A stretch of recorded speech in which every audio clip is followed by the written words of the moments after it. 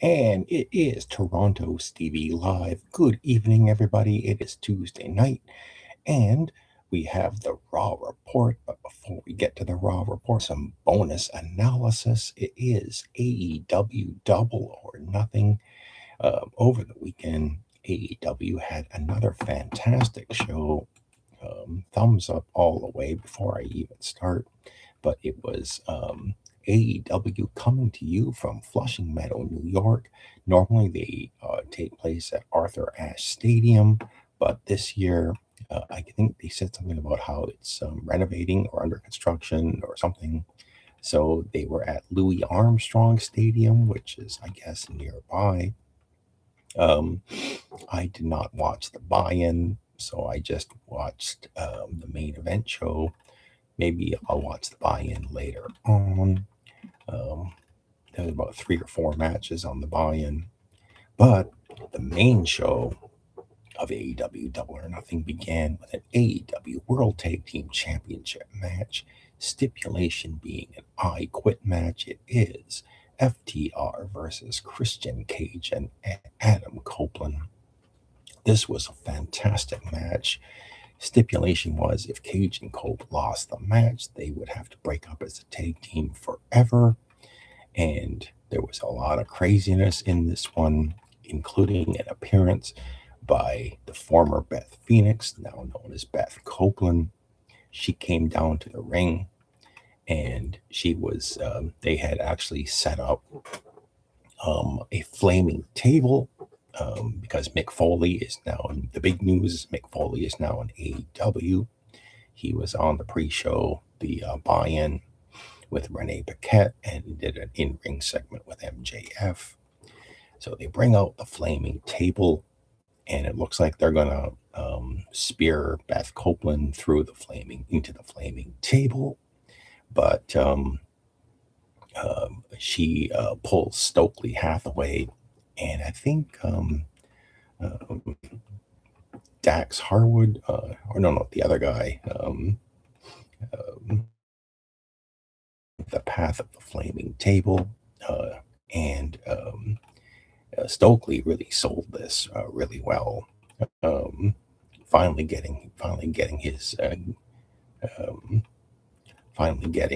his after what they did to Beth Copeland. I think it was the spike pile driver, and I kind of enjoy Cash Wheeler. That's it. I think Cash Wheeler and Stokely Hathaway smashed into the flaming table, and it was certainly quite the spot. But so the finish comes when Beth gets out the spike, and she gives it to Adam Copeland.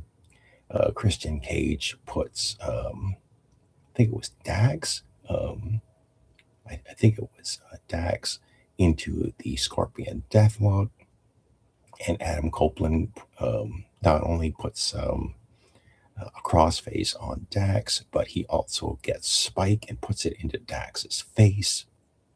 And Dax has no choice but to give up. And so he yells out, "I quit." And the bell rings. So Cage and Copeland are the new AEW World Tag Team Champions, and they don't have to split up. But it was certainly a fantastic tag team match and a good start to the show. And what do you do for an encore? Well, you follow that up with another fantastic match. It is Konosuke Takeshita and Kazuchika Okada facing off for the International Championship. Now, I know that Nasty Neil is definitely not a fan of Kazuchika Okada, but he should really, I'm really interested in what his thoughts are on this match. I thought it was a fantastic match. Definitely worth the 5 stars, 6 stars, 7 stars, whatever Dave Meltzer is probably going to give it. But the fans were really into both guys. trading moves. And Inosuke Takeshita was definitely the star of this. Okada kept trying to get um, his big move. Again, I'm sorry, um, I'm not familiar with it, or every time I get a brain fart and can't remember. But basically, the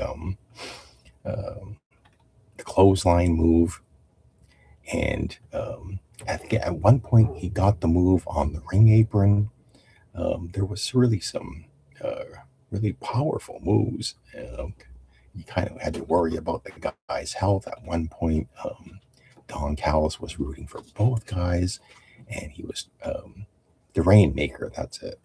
And he was trying to tell Okada, don't do a certain move on the ring floor. And then he would tell Takeshita the same thing, don't hurt Okada. And I think what led to the finish was Takeshita didn't listen to Don Callis. Um, but there was like a lot of fantastic moves. Um, Nonetheless, finally, when they got back into the ring, uh, Okada, um, Takeshita went for a move, and Okada kicks out at one. Takeshita um, finally hit the Raging Fire and pinned Okada 1, 2, 3, clean in the ring. Winner of the match, a new AEW International Champion Takeshita. At post-match, it looked like the Don Callis family was running down to the ring, and they kind of stared holes into Takeshita, and then this brought out a well-dressed Kyle Fletcher. Um, Nice suit. He takes off his jacket. He gets in the ring. He stands by Takeshita, and the Don Callis family takes a powder. And you certainly looks like could see this coming from a mile away if you've seen enough betrayals in professional wrestling. But he lifts Takeshita's arm, and then as soon as Takeshita kind of like looks away, that's when Fletcher attacks him and beats him down, bringing back the Don Callis family, and um, they beat down Takeshita, and and the crowd was booing. They were calling Fletcher an asshole, and it certainly looks like the next challenger for Takeshita, the first challenger for Takeshita in his title reign, will be Kyle Fletcher. I understand that he is injured, so this match might not happen right away. But when he is cleared, this should be an interesting and entertaining match. I understand that they have like Forbidden Door in 4 weeks. It might, yeah. So if Fletcher is close to coming back, he's got 4 weeks to get himself healthy. All right, the next match was an opening round match, a quarterfinal match in the Owen Hart Invitational Tournament for the women. Mina Shirakawa taking on Athena, the Ring of Honor Women's Champion, the former Ember Moon from WWE. Another entertaining women's match, entertaining match for the show. It was, in fact, Athena getting the win and advancing to the semifinals. Um, and then after that, there's a video package of Jon Moxley in his match against Kyle O'Reilly, and the fact that he's given up twice to O'Reilly. You have backstage, you see the conglomeration, and then Jon Moxley makes his way to the ring, and finally we get the match. And it was actually after losing twice to Kyle O'Reilly and tapping out. Surprise, surprise! It was Jon Moxley finally getting a win against O'Reilly, and I think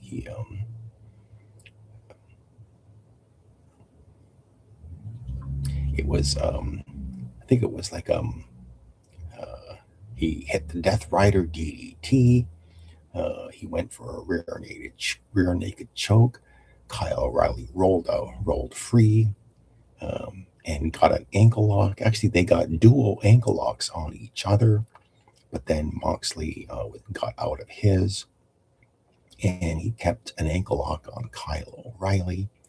And Kyle O'Reilly was valiantly trying to get to the ropes, but then I think Moxley grapevined him, and Kyle simply could not get to the ropes.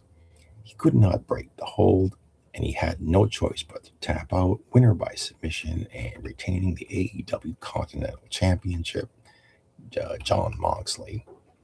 So there are so many titles, kind of useless titles in AEW, and to be quite honest, this was probably one of them. The Death Riders come out. Okay, so we had Jon Moxley and the Death Riders come out, and then we have a video package of Will Ospreay, and he talks about the Owen Hart tournament, and this leads into the opening match, quarterfinal match for the Owen Hart tournament for the men. Will Ospreay versus Samoa Joe.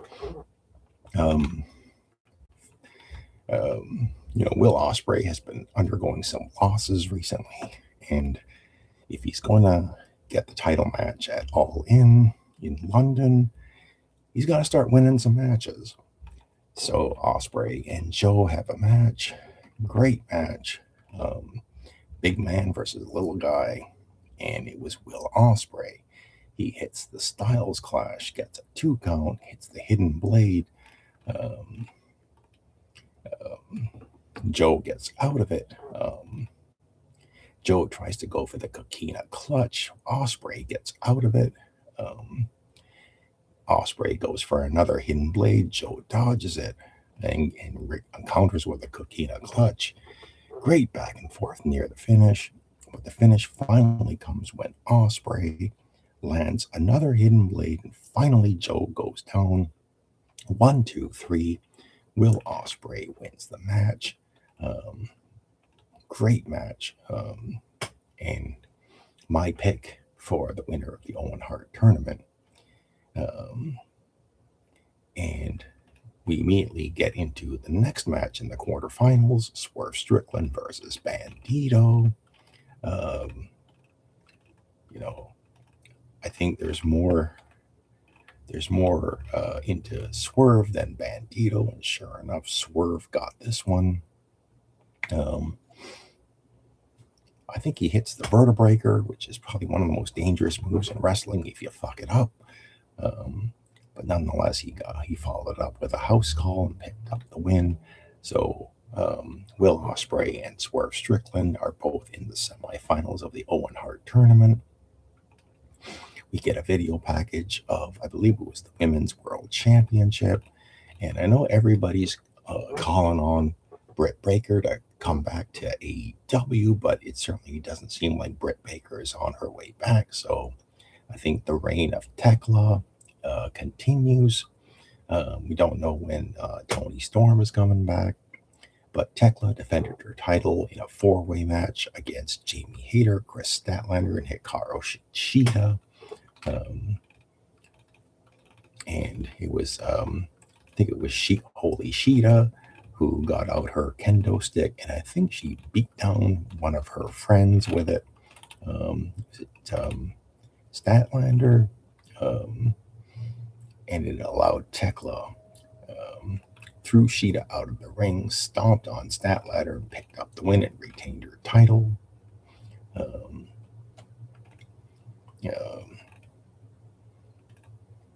And finally, this led into the Stadium Stampede match, and there was like a lot of people in this. Chris Jericho, the Hurt Syndicate of Bobby Lashley, and the other guy,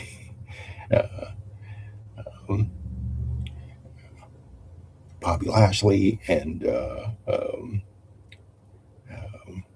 I can't remember his name. Uh,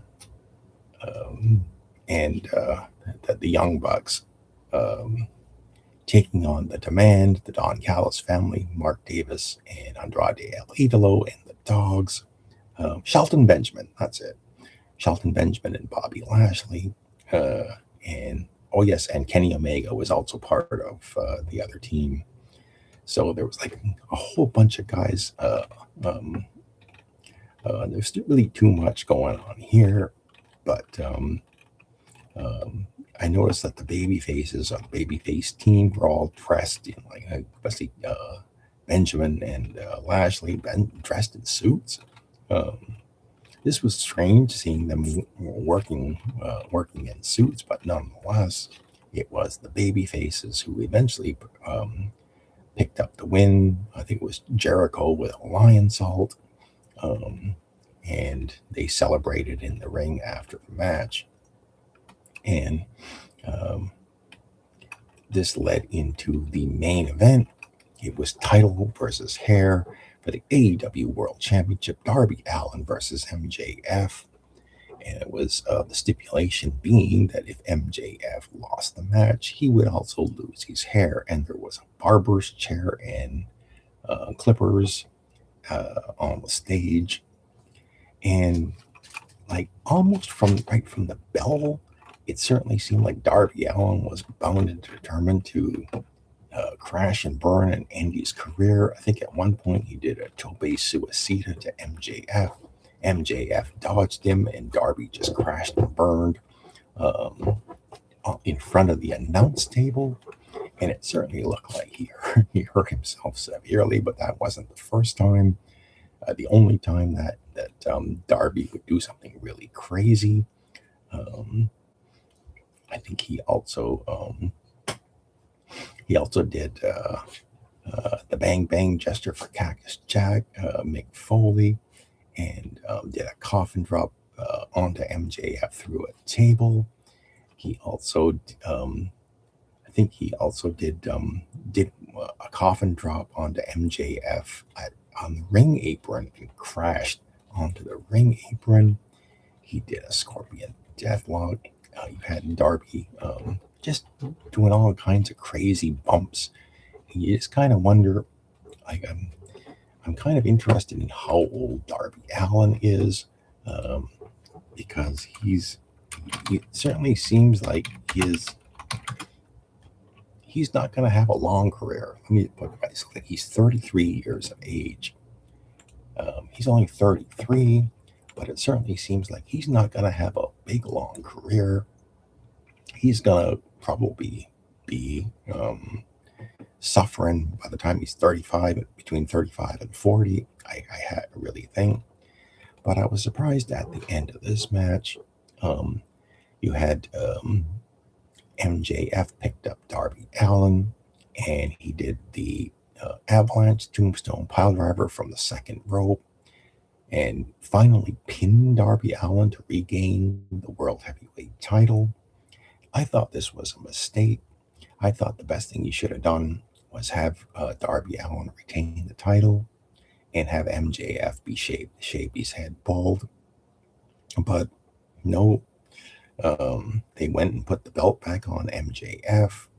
I'm not sure whether Darby's he's so banged up that he needs some time to recover. He had been defending the title several times since he won it, and maybe he is just tired, banged up, and he needs some time to recover. But nonetheless, I would have to give AEW Double or Nothing a very solid thumbs up.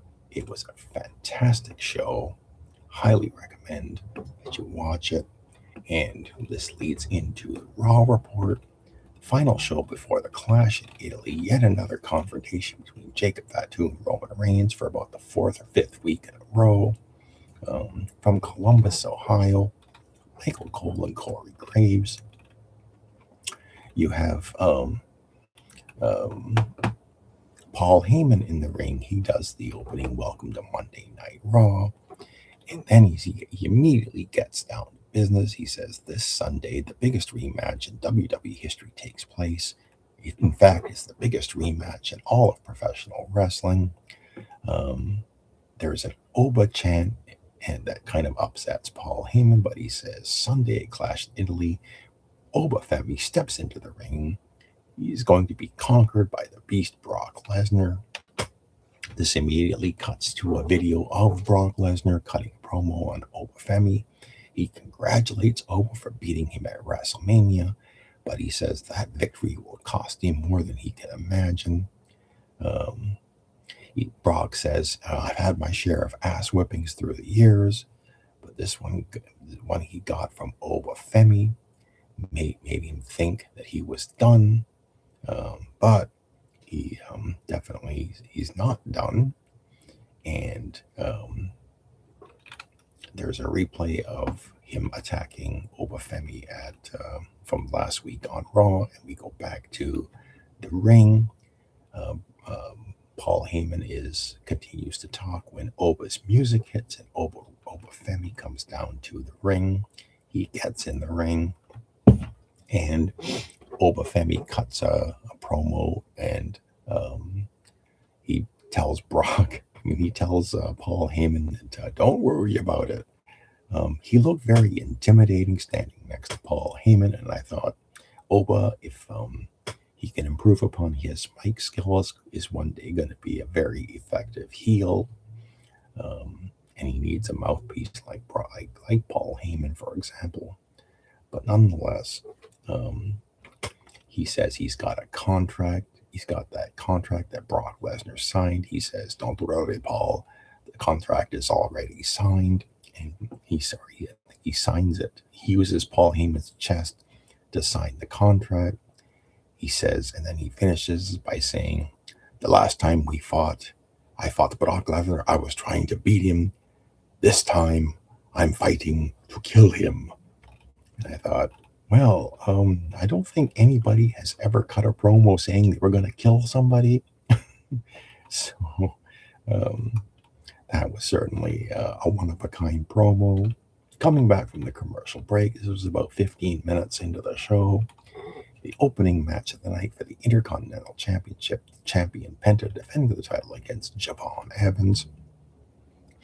Two high-flying guys flying all over the ring. Went through a commercial break, and this eventually Javon got some near falls, but and he didn't actually get a couple of OG cutters, a couple of them, and but he went for the pinfall, but Penta would kick out. The third time, I think it was about the third time, he goes for an OG cutter, but instead Penta reversed it to a backstabber and then hit the Mexican Destroyer for the 1, 2, 3, and he retains the Intercontinental title. In the post-match, Penta helped Javon Evans to his feet and was going to raise his hand, but Javon kind of brushed it off, and he looked kind of angry as he got out of the ring and walked up the rampway. Nonetheless, slight maybe teasing a heel turn on Javon Evans. Michael Cole announces that so Michael Cole announced that Logan Paul suffered a torn triceps and could be out for several months. So this probably means that he's going to be out for several months. He's going to have to undergo surgery and rehabilitation. And it certainly seems like if you're a member of the Vision, you are snake bit from Seth Rollins was out for a little while. Braun Breaker was out for a little while. Bronson Reed's been out and he's still out. And now Logan Paul is out. So this kind of, Braun Breaker is back. But this leaves only him and Logan Paul. I mean, him and Austin Theory as the only healthy members of the Vision. So there's a locker room segment with Paul Heyman and Austin Theory. Austin Theory, he thinks that they're going to have to give up the tag team titles because Logan Paul is injured. But Paul Heyman has an explanation for this, basically saying that the tag team champions are the Vision and not necessarily two specific people. And he tells Austin Theory, "You are the tag team champion with Braun Breaker." Theory responds by hugging Paul Heyman and basically saying that he is going to do something about what happened to Logan Paul, and he's going to get revenge on everyone involved in taking him out. And this was a little strange because coming back from the commercial break, Joe Hendry is in the ring singing his "Can We Fire Logan Paul" song when he is attacked by Austin Theory. Austin Theory just beats Joe Hendry with a steel chair. Joe Hendry just gets laid out. And I thought, watching this, it kind of, the thought I had was, they've really dropped the ball on Joe Hendry. He has been just nothing since coming up to the main roster. And same thing with Sol Ruger for that matter. But Joe Hendry is really, he's just a nobody in WWE. Probably the best thing for him to do is to go back to TNA Impact. There's a backstage segment with Angelo Dawkins. He encounters Seth Rollins and Montez Ford. And basically, the long and short of it is Montez Ford wants to face Seth Rollins. There's going to be a match later on between the two. There's a video announcing that Rey Mysterio is the new general manager of AAA. And promoting the mask versus mask match of the El Grande Americanos in the next AAA show. Javon Evans encounters Penta backstage, and this really, this may be a slow burn heel turn on Javon Evans, but I suspect that he's going to probably turn heel sooner rather than later.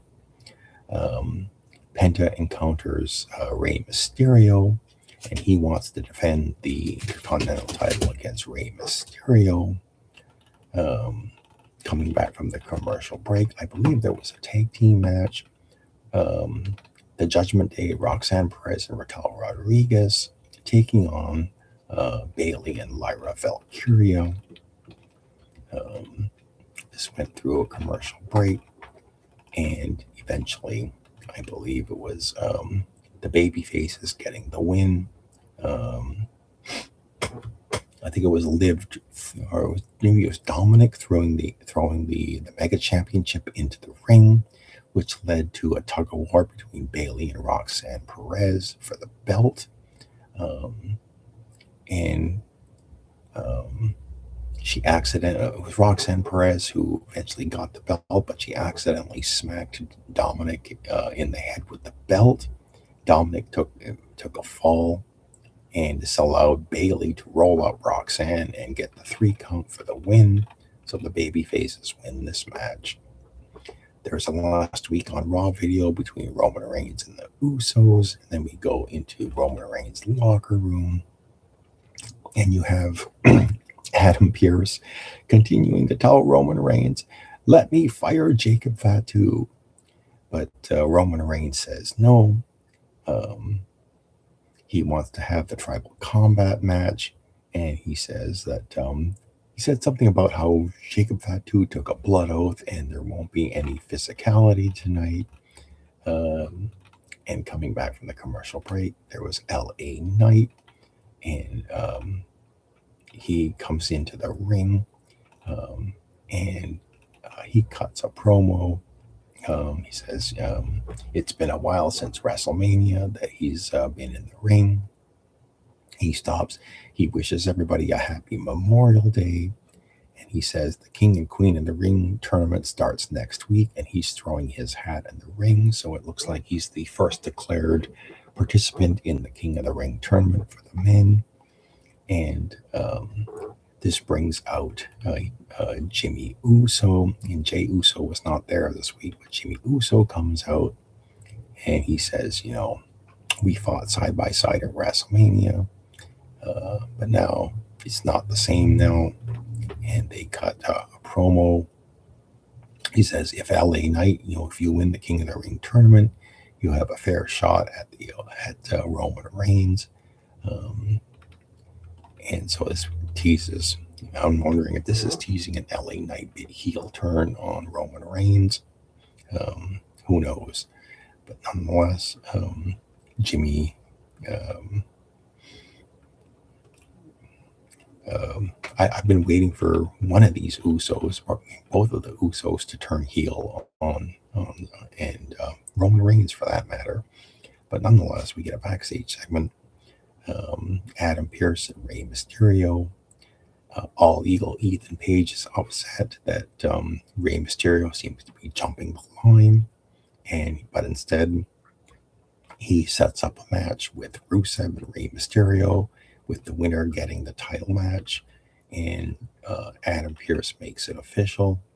Coming back from the commercial break, the next match is Seth Rollins versus Montez Ford, and this one went through a commercial break. The fans really got into the "This is awesome" chants. Two baby faces facing each other. Montez got his flying move over the top turnbuckle. Seth Rollins hit about 2 or 3 buckle bombs. He went for the pedigree, but Ford kicked out of it. And Ford eventually did get his From the Heavens frog splash, but Rollins kicked out of it. And eventually, Rollins finally got the stomp on Montez Ford and covered him for the win. And as soon as the match ended, Angelo Dawkins was at the entranceway, and he got attacked by Austin Theory, who laid him out with a chair, and just brought out Adam Pearce and some officials. But they got rid of Austin. They got rid of Austin Theory. Meanwhile, Angelo Dawkins just got laid out. Coming back from the commercial break, Montez Ford and Seth Rollins were backstage with Adam Pearce, and it certainly looks like Angelo Dawkins may be doing an injury angle, forcing these two guys. Can we all get along? Get another can they work together and get along angle between these two. You had everyone's favorite backstage interviewer and mine, the very attractive Kathy Kelly, interviewing Becky Lynch, and Becky cuts his promo on Sol Ruca, saying that telling Sol Ruca welcome to the big time, and promoting the rematch at Clash in Italy. Coming back from the commercial break, the number one contenders match, Rey Mysterio versus Rusev, and it was Rey Mysterio who avoided the accolade, and eventually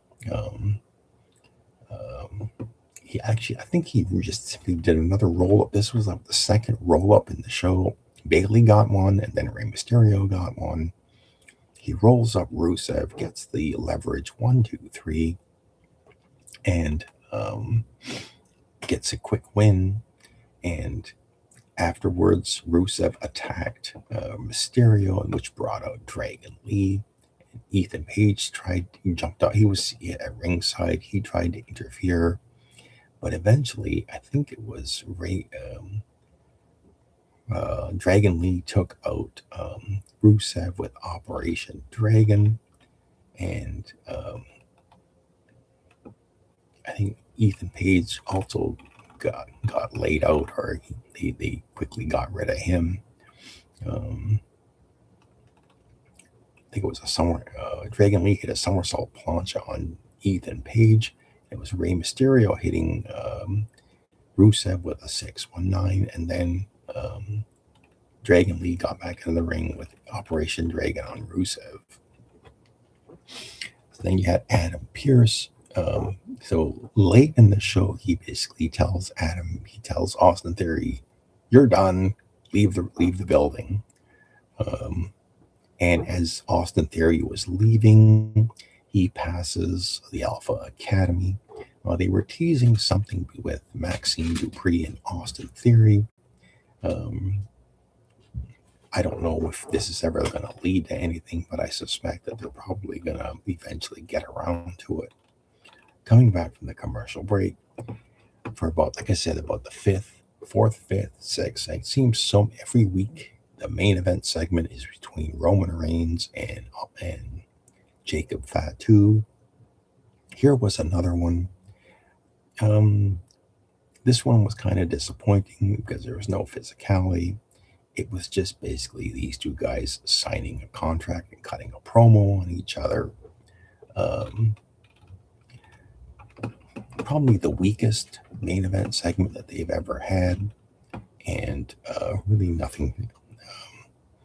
I can't recall, but I think the long and short of it is, if Jacob Fatu loses, he is going to have to, I don't know, be Roman Reigns' servant or something. I'm not quite sure what. There's some sort of stipulation to the tribal combat match for Jacob Fatu if he loses the match.